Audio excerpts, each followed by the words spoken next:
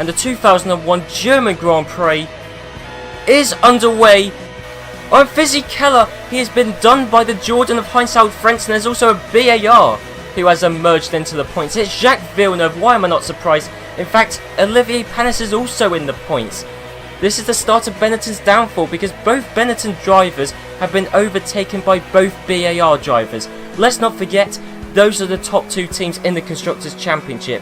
He has passed Fernando Alonso. Alonso didn't put up too much resistance, but he is putting up some more resistance now. Alonso is back into the lead, and that's it. Heinsout Frentzen, there you go. Easy as you like, much more powerful engine with that Honda engine, and there you go. Frentzen, he's leading the 2001 German Grand Prix. There you go, this was inevitable. Villeneuve, he's got the drive coming out of the Senna chicane, I believe that was. Villeneuve is up into second, Panis is in third, and there you go, it is a Honda engined 1, 2, 3. Oh, and I think the Benaldi train has finally been broken. One car has emerged out of that. That is Jenson Button. On Montoya, he wasn't quite able to make it work coming out of the Clark chicane, but coming out of the Senna chicane, there you go. Juan Pablo Montoya here has taken 6th from Jenson Button. Heinsout Frentzen, he's had a pretty miserable season. He's only scored 2 points. Jordan are and were at the bottom of the Constructors' Championship, but not anymore, as Heinsout Frentzen has won the 2001 German Grand Prix. Right then guys, it's PSL here, and I'm here for part 13 in my Formula 1 2001 Reverse Grid Race series. And I know it's been quite a while since the previous episode. It's actually been just shy of a month, and that's been largely due to university exams, first year university exams, which I've been doing and will be finishing this Friday. So this video should actually be marking the start, or restart actually, of consistent uploads on this channel. So that's all well and good, but anyway, let's go back to this series. The previous episode, the German Grand Prix around Hockenheim, which was quite remarkable for Honda and for Heinsout Frentzen, because Heinsout Frentzen in the Jordan won the Grand Prix. Remarkable result, although, you know, it was largely thanks to Ricardo Zonta's poor qualifying in real life, and then you had BAR second and third. So it was a great day for Honda back then, and I know people in the comments thought it was quite funny. I thought it was quite ironic, hence why I put the emphasis on the Honda engine 1, 2, 3 during the commentary, because of course that wouldn't happen in Formula 1 at the moment. In fact, it couldn't happen because there's only 2 Honda engine cars, and even if McLaren stick with Honda next year, it still probably won't happen with Sauber and Honda. And actually, I've just remembered because in IndyCar, I did take note of this when I was watching IndyCar, because, I mean, a lot has changed since the previous episode, because I've actually watched my first ever IndyCar race. I watched the 2017 Indy 500, and even there, Honda didn't take a 1, 2, 3, because Helio Castroneves with the Chevrolet power took second. So there you go. But anyway, going back to this series, we've got Marquez in first, Jos Verstappen in second, and genuinely, Jos Verstappen is a Drivers' Championship contender. If you look at his form over the past 5 Grand Prix, kind of ever since the British Grand Prix, where he emerged on the scene, if you look at his form over the past few Grand Prix, if that carried on, he could genuinely win the Drivers' Championship. He's 5th at the moment in the Drivers' Championship. I mean, if he wins this Grand Prix, which he could so easily do starting in second with Marquez in first, who knows, Verstappen, this could be, you know, another big step in winning the Drivers' Championship. But that, I mean, you know, I cannot stress enough how unlikely that would be to happen, because you've got, amongst all else really, you've got Jenson Button starting in 6th, so, you know, he'll be right up there, you know, fighting for a podium place at least, I reckon. But that's, you know, well, that's assuming that the top teams don't come through. But we are at Hungary, let's not forget, this is the Hungarian Grand Prix, Monaco without the barriers, so we might not see a great deal of overtaking, but honestly in this series, who knows, anything can happen. But Jenson Button, he's the man who everyone is trying to hunt down in the Drivers' Championship. But he's leading the Drivers' Championship by a long way. Even Jacques Villeneuve, who's remotely close to him in the Drivers' Championship, even Villeneuve is 17 points off of Button at the moment, and there's only 5 races left in this season. But anyway, I'll get off of that topic, and I'll let Murray Walker take you through the remainder of the starting positions.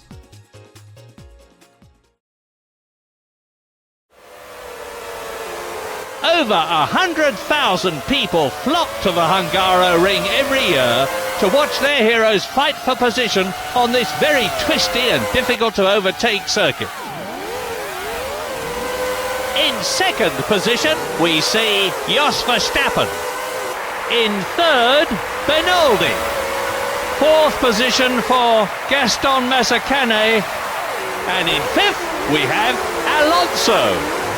And sixth spot is Jenson Button.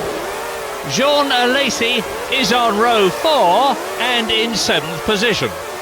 Giancarlo Fisichella, 8th. Eddie Irvine in 9th. Luciano Berti, 10th position. 11th for Heinz Harald Frentzen. 12th spot goes to Panis. Jacques Villeneuve is on row 7. 14th place for Kimi Räikkönen.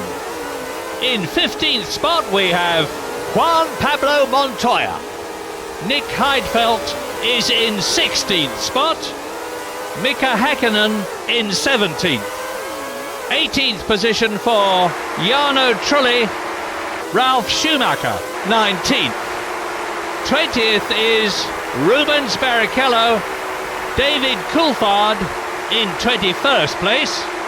And last but not least on the grid is Michael Schumacher.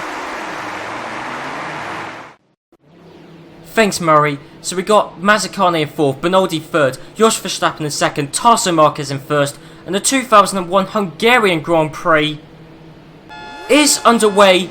Marques smoking his wheels off the start there, but how does it start compared to that of Jos Verstappen? In fact, I think Jos Verstappen is already pulled out a gap. Yes, he has, of course, Verstappen with the more powerful engine and the inside line. And it's as simple as that. Jos Verstappen, after one corner, has already taken the lead of the 2001 Hungarian Grand Prix. He's in 1st, Marquez is in 2nd, Mazzacane still holding 3rd. Benoldi was 4th, but he's already been passed by a Benetton driver, that is Jenson Button. Well, actually, he was passed, but then, oh no, he's got the inside line to this corner, has Button. Well, he's very tentative to make the move, but Button is still actually just about, I think, been able to make that. Well, it's difficult to really tell, to be honest, but anyway, Button is in 4th place, that is all you need to know. Button's in 4th, Mazzacane is still holding 3rd place, directly behind Marquez, and there's already quite a gap forming between Verstappen in 1st and Marquez in 2nd. Let's have a look. Yeah, we haven't even done a lap yet, and already there's a solid, what, second and a half, maybe 2-second gap already forming between Marquez and Verstappen. And Button, well, he's already got past Mazzacane, he's already up into 3rd place. This is good for Button, not so good for Jos Verstappen, mainly because of the championship fight. Because Jos Verstappen, I made mention of his championship position in the run-up because, well, including this Grand Prix, there's 5 Grand Prix left to go. Jos Verstappen, his form in the past few Grand Prix has been unbelievable. He's been winning Grand Prix, taking podium places. He's on 23 points. He's 33 points behind Jenson Button. And my point is if that Jos Verstappen carries up this brilliant form, theoretically, within 5 Grand Prix, he could win the Drivers' Championship and snatch it from Jenson Button.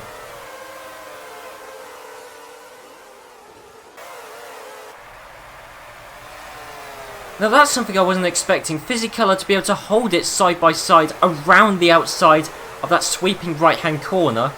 And Fisichella is up into 2nd place. So he's been able to pass Jenson Button and then pass Marquez. He's up into 2nd. Button went out onto the grass. He's still in 4th though. Wait, what's the gap between Fisichella and Verstappen? Well, I couldn't see Verstappen, so that tells you the gap is substantial. No, you can just about see Verstappen off in the distance there. But Fisichella, he could catch up to Verstappen, although for Benetton's sake, in the Drivers' Championship, this isn't really what Benetton would want, although in the Constructors' Championship, Fisichella, contributing some decent points would be nice. Because really, Fisichella's done well this series, but compared to Button, he's been completely outshone. Button, he really does kind of need to get 3rd place very soon, for damage limitation's sake in the Drivers' Championship. So there you go, Button is up into 3rd place. That means he'll now only be losing 6 points to Jos Verstappen in the Drivers' Championship. But considering Benetton's form improved in real life very soon, and the fact that Jos Verstappen is on fire at the moment means that losing 6 points this race could be substantial, despite the fact he's got a 33-point championship lead over Jos Verstappen.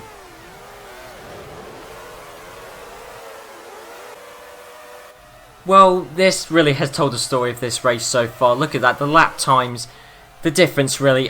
Marquez, close to 2 seconds a lap slower than Jenson Button. There's not really anything going on further up the field because it's going to take quite a while for Fisichella and Button to edge their way up towards Verstappen. I mean, even now, Fisichella still quite a way off from Jos Verstappen. But, I mean, this is kind of ridiculous because the entire field is still stuck up behind Marquez. Although there is a Sauber driver that can be the saviour. Kimi Räikkönen, thank you.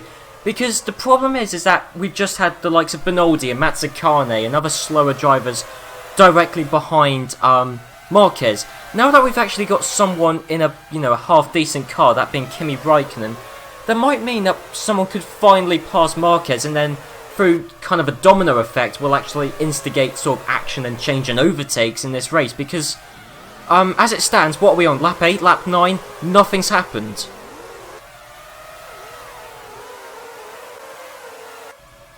Oh, hang on, Kimi Räikkönen around the outside, he's still side by side with Marquez, which I think means that he might be able to make the move heading into this left-right chicane. He's got the inside line, and there you go. Finally, someone else has overtaken Tarso Marques. Kimi Räikkönen, of all the people, a Sauber.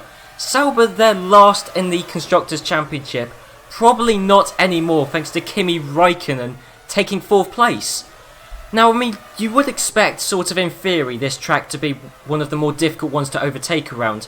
I've done a lot of other races, spectator races on this game, and there's actually been quite a few overtakes. It was actually kind of weird. There were kind of races where Ferrari and McLaren were right up there, Williams, but for some reason, on this particular time, the one time I'm recording, is the one time that there's been very few overtakes.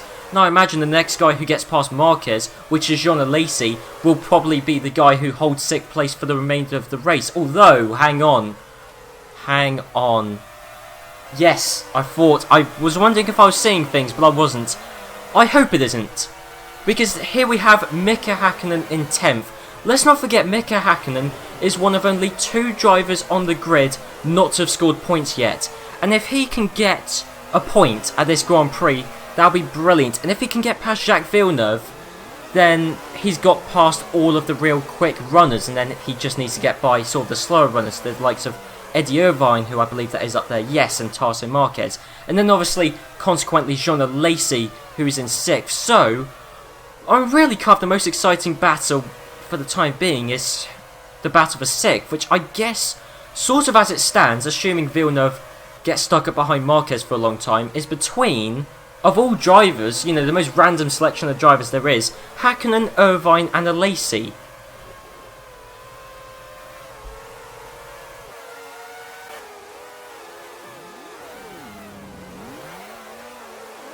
Oh, and already Mika Häkkinen down the inside of Eddie Irvine, heading towards the first corner. Already Häkkinen is up into 7th, and he's now basically the only top driver who is actually close to Jean Alesi.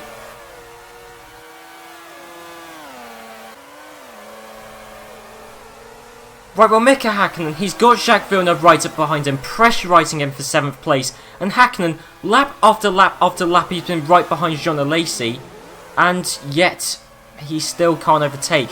That's the weird thing, is Villeneuve can overtake Häkkinen without too much difficulty. Häkkinen has no problem passing Jacques Villeneuve, but yet he hasn't really made any serious attempt to pass Jean Alesi, and we're rapidly running out of time. And I've never wanted a driver to get 6th place more than Häkkinen now, because I like Häkkinen, I like McLaren, and to see, it just seems tragic that Mika Häkkinen in the McLaren, the 2 times world champion, can't even score a point. Sure, it's a reverse grid race series, but even David Coulthard scored 5 points, so why can't Häkkinen score any? And actually, this race has been weird because there's been lots of overtaking, but it's kind of happened in bulk. Because we had a lot of overtaking at the start, and then a lot of overtaking which was instigated by Kimi Räikkönen passing Marquez, and then we've had none since. Apart from Häkkinen and Villeneuve re-overtaking each other, that's it. I wonder if this will be the moment that Häkkinen passes Jean Alesi. If he doesn't do it now, when is he ever going to do it? This is the best opportunity he's ever had, inside line towards the first corner, and no, it's just Villeneuve who's going to pass Häkkinen, and then inevitably Häkkinen's going to repass Villeneuve again instantly, and I know it's going to happen because I've seen it happen lap after lap after lap. That's the thing, Häkkinen can overtake Villeneuve but not Alesi. Don't understand why. But anyway, well, he's quite close in the second sector. You can overtake in the second sector, but I don't know. I mean, I said this recording has been weird because in many previous runs of this race around this track, there's been tons of overtaking, and in this one, there's been next to no overtaking. It's been brilliant for Jos Verstappen though, because both Benettons overtook quite quickly, but strangely, Benetton, they have really struggled to catch up to Jos Verstappen. They have caught up. You know, they can see Jos Verstappen, but they certainly cannot pass him, as Jos Verstappen is going to win the 2001 Hungarian Grand Prix. Fisichella, for one of the few times, has beaten his teammate Jenson Button in third. Raikkonen will take fourth because Montoya couldn't really overtake or even catch up to Raikkonen, which just explains how strange of a race this has been. Because Jean Alesi is going to take sixth, and Mika Häkkinen, he had his best opportunity ever of scoring points, and he blew it. But I mean, I cannot stress on you enough. I mean, I've done countless, because there's been failed recordings, restarts, all sorts. This is the one and only attempt out of, I don't know, let's say 9 that I've done. Well, yeah. I mean, this is the one and only time where there's been no overtaking. I mean, what a strangely dull Grand Prix. And actually, that phrase sums this race up quite well. Surprisingly dull. Yes, you would expect heading into this Grand Prix around the Hungaroring, Magyar Nagadic, Monaco without the barriers. You would expect there to not be a great deal of overtaking. But I've done loads of races on this game around this track before, and there's been tons of overtaking. As I said, this is the one and only time where there hasn't been any overtaking. It's ridiculous. As I said, it can't happen in two phases. It happened at the start, and then it happened when Raikkonen instigated it by finally passing Marquez, and that was it. That sums up this entire race. Verstappen took the lead, both Benettons took second and third, Marquez held fourth until Raikkonen and Montoya finally broke past. Alesi did, and Alesi was extremely lucky that neither Villeneuve, Häkkinen, Irvine or Barrichello got past, because I mean Alesi to hold sixth for that amount of time, yes, around this track somewhat makes sense, but I mean we're in this kind of weird scenario where the race we just saw logically made sense, but historically speaking, going over all the other previous attempts at this race I've done before, historically speaking didn't make sense. And that's what confuses me most of all. So on to the Drivers' Championship, and as always, the general gist of the championship hasn't really changed. Jenson Button once again scraping together a few more points means he's now on 60 World Championship points. And I mean, Button, actually that's a good point actually, Jenson Button, I don't know this for sure, but I reckon it's entirely likely that Jenson Button has had more points finishes than any other driver in this series.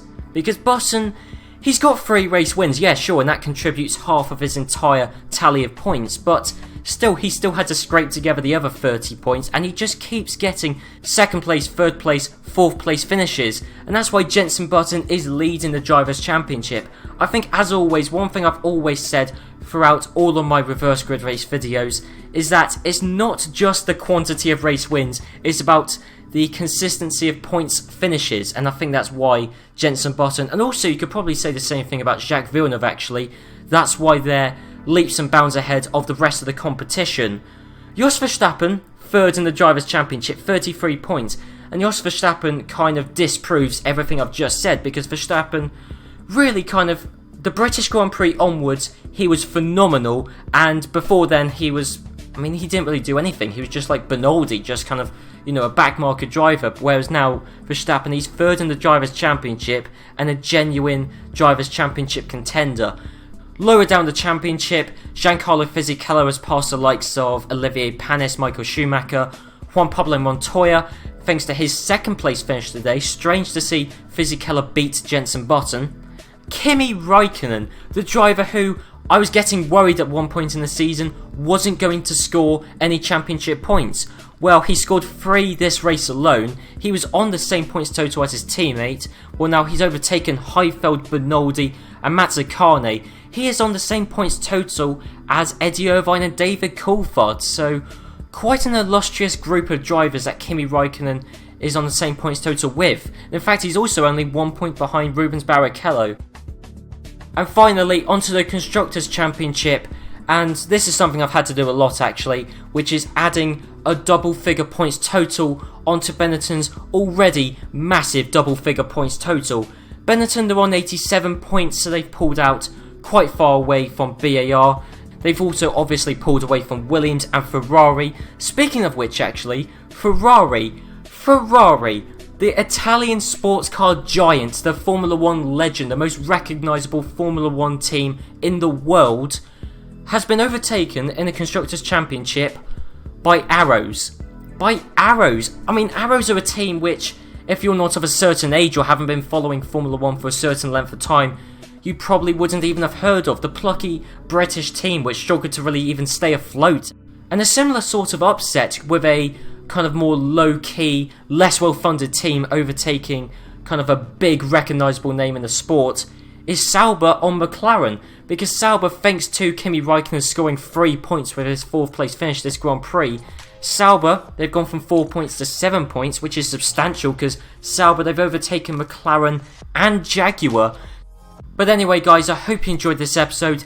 If you did, be sure to leave a like, comment down below, and next time, it's another one of the races I've been looking forward to. The Belgian Grand Prix around Spa. I mean, Spa, it always produces exciting races, whether it be in any of my videos or in real life. And in fact, I think Spa, I would confidently say Spa is one of the few tracks in F1 that is universally liked. Everybody loves Spa because it always produces exciting races. I mean, let's not forget the one and only race thus far Spa has held in this reverse grid race series. The 2002 reverse grid race around Spa. Yes, it was only 5 laps, but it was unbelievably exciting and unpredictable. So hopefully it can produce a similar sort of spectacle next time out. So I'll see you then.